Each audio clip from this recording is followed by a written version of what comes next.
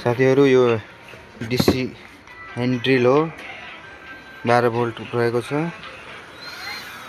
यसको यो अगाडिको हेड खराब भएको थियो यसको ड्रिल चोक। अब यो हामी नयाँ फेर्न गइरहेको छौं। यो खराब भएर सक्नुहुन्छ साथीहरु चाहिँ खराब भएछ यो। यसको पुरै दाँत यो बाहिर भित्र भइहाल्छ के यो एउटा गइसके रहेछ के यसको एउटा दाँत। अब त्यही भएर हामी यसमा अब यो नयाँ फेर्नु पर्यो भनेर यो अनलाइनबाट अर्डर गरिसकेको छ हामीले साथीहरु। अब यो आफ्नोबाट साइडमा अब हाम्रो नयाँ सामान आइसकेको छ। दरादेखि हामीले अर्डर गरिसकेको छौं साथीहरु सामान।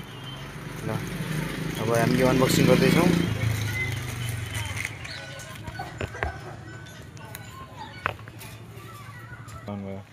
साथीहरु हाम्रो सामान आइसकेको छ। हामीले अनबक्सिङ गर्दै छौं साथीहरु। यो सामान छ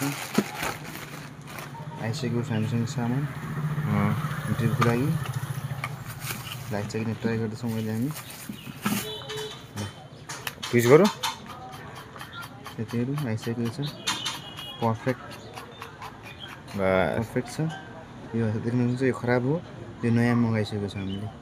चाहिँ अलि फरक छ लाग्छ कि साथीहरु। हामीले यसको स्क्रु पनि खोलिसकेको छौं अर्कोबाट। अब नखोलेर यहाँ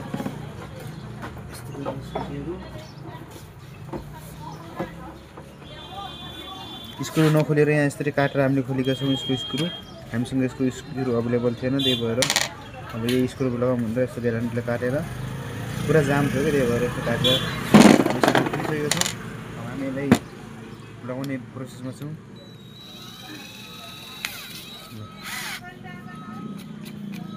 अब लगाउँदै छौं। लाग्नु त सही लाग्यो। अब स्क्रु लाग्छ कि है साथीहरु। अब स्क्रु हालिसकेको छौं।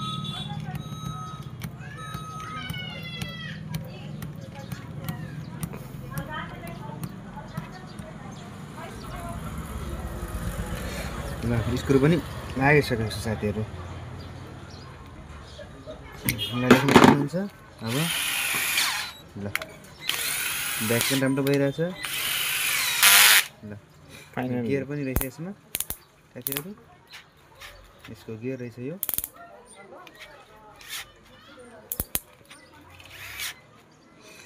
गियर वाला रहेछ। जति आफ्नो आवश्यकता अनुसार गियर हान्न मिल्दो रहेछ यसमा।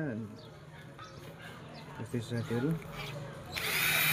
ल रेडी भइसकेको छ। यसको ब्याट्री पनि अलि कमजोर छ क्या हो। ब्याट्री कमजोर छ।